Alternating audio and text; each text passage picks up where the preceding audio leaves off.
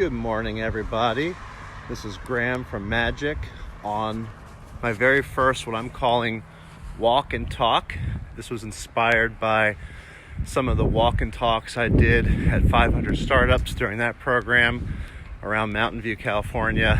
And here I am in what I like to call Silicon Main Street in Westminster, Maryland, doing the same thing. So, for this very first one, I wanted to talk about ownership. And when you're starting your own company, if you're an entrepreneur and you've got, you have to raise financing for your company, or you have to hire people and draw them in with some equity. Entrepreneurs, I've found, get very nervous about this. They get very nervous about giving away too much equity. They're not really sure how that impacts control, especially in later stages.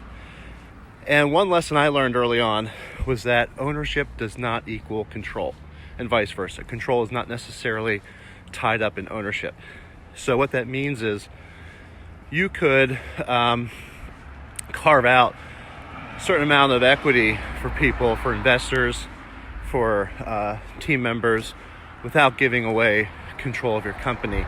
And that's because control is really in the formation of the company itself, in your bylaws, how you set up classes of shares, whether or not you have, preferred shareholders versus common shareholders who have different voting rights, and then how you set up your board of directors, who's on your board, and how many members do you have.